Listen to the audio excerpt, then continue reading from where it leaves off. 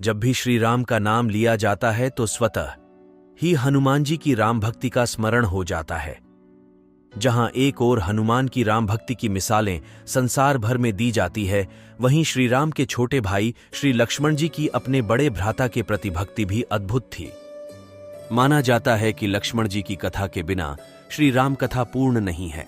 भगवान श्री राम ने बताया कि उन्होंने कैसे रावण और कुंभकर्ण जैसे प्रचंड वीरों का वध किया और लक्ष्मण ने भी इंद्रजीत और अतिकाय जैसे शक्तिशाली असुरों को मारा। अगस्त्य मुनि बोले, श्री राम, बेशक रावण और कुंभकर्ण प्रचंड वीर थे, लेकिन सबसे बड़ा वीर तो मेघनाथ ही था। उसने अंतरिक्ष में स्थित होकर इंद्र से युद्ध किया था और बांधकर लंका ले आया। तब स्वयं ब्रह्मा ने इंद्रजीत से दान के रूप में इंद्र को मांगा। तब इंद्र मुक्त हुए थे और लक्ष्मण ने उसका वध किया, इसलिए वे सबसे बड़े योद्धा हुए। श्री राम को आश्चर्य हुआ, लेकिन भाई की वीरता की प्रशंसा से वह खुश थे। फिर भी उनके मन में जिज्ञासा पैदा हुई कि आखिर अगस्त्य मुनि ऐसा क्यों कह रहे हैं कि इंद्रजीत का वध रावण से ज्यादा मुश्किल था। अगस्त्य मुनि ने कहा, प्रभु, इंद्रजीत को वरदान था कि उसका वध वही कर सकता था जो 14 वर्षों तक न सोया हो, जिसने 14 साल तक किसी स्त्री का मुख न देखा हो और 14 साल तक भोजन न किया हो। तब श्री राम बोले, परंतु मैं वनवास काल में 14 वर्षों तक नियमित रूप से लक्ष्मण के हिस्से का फल फूल देता रहा। मैं सीता के साथ एक कुटी में रहता था। बगल की कुटी में लक्ष्मण थे। फिर सीता का मुख भी न देखा हो और 14 वर्षों तक सोए न हो, ऐसा कैसे संभव है? अगस्त्य मुनि सारी बात समझकर मुस्कुराए और बोले, प्रभु से कुछ छुपा है भला। दरअसल सभी लोग सिर्फ श्री राम का गुणगान करते थे, लेकिन प्रभु चाहते थे कि लक्ष्मण के तप और वीरता की चर्चा भी अयोध्या के घर घर में हो। अगस्त्य मुनि ने कहा, क्यों ना लक्ष्मण जी से पूछा जाए। लक्ष्मण जी आए। प्रभु ने कहा कि आपसे जो पूछा जाए उसे सच सच कहिएगा। प्रभु ने पूछा, हम तीनों 14 वर्षों तक साथ रहे, फिर तुमने सीता का मुख कैसे नहीं देखा? फल दिए गए, फिर भी अनाहारी कैसे रहे और 14 साल तक सोए नहीं? यह कैसे हुआ?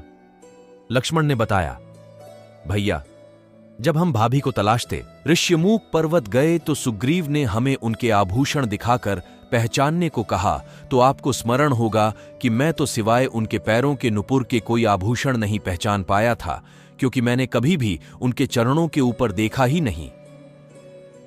14 वर्ष नहीं सोने के बारे में सुनिए। आप और माता एक कुटिया में सोते थे। मैं रात भर बाहर धनुष पर बाण चढ़ाए पहरेदारी में खड़ा रहता था। निद्रा ने मेरी आंखों पर कब्जा करने की कोशिश की तो मैंने निद्रा को अपने बाणों से बेध दिया था। निद्रा ने हार कर स्वीकार किया कि वह 14 साल तक मुझे स्पर्श नहीं करेगी, लेकिन जब श्री राम का अयोध्या में राज्याभिषेक हो रहा होगा और मैं उनके पीछे सेवक की तरह छत्र लिए खड़ा रहूंगा, तब वह मुझे घेरेगी। आपको याद होगा, राज्याभिषेक के समय मेरे हाथ से छत्र गिर गया था। अब मैं 14 साल तक अनाहारी कैसे रहा? मैं जो फल फूल लाता था, आप उसके 3 भाग करते थे। एक भाग देकर आप मुझसे कहते थे, लक्ष्मण फल रख लो। आपने कभी फल खाने को नहीं कहा। फिर बिना आपकी आज्ञा के मैं उसे खाता कैसे? मैंने उन्हें संभाल कर रख दिया। सभी फल उसी कुटिया में अभी भी रखे होंगे। प्रभु के आदेश पर लक्ष्मण जी चित्रकूट की कुटिया में से वे सारे फलों की टोकरी लेकर आए और दरबार में रख दिया। फलों की गिनती हुई, 7 दिन के हिस्से के फल नहीं थे। प्रभु ने कहा, इसका अर्थ है कि तुमने 7 दिन तो आहार लिया था। लक्ष्मण जी ने 7 फल कम होने के बारे बताया। उन 7 दिनों में फल आए ही नहीं। पहला, जिस दिन हमें पिताश्री के स्वर्गवासी होने की सूचना मिली, हम निराहारी रहे। दूसरा, जिस दिन रावण ने माता का हरण किया, उस दिन फल लाने कौन जाता? तीसरा, जिस दिन समुद्र की साधना कर आप उससे राह मांग रहे थे।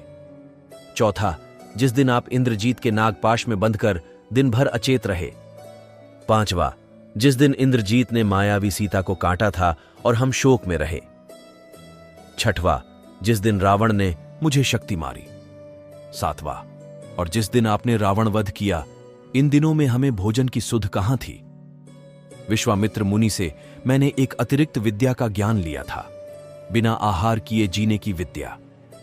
उसके प्रयोग से मैं 14 साल तक अपनी भूख को नियंत्रित कर सका, जिससे इंद्रजीत मारा गया।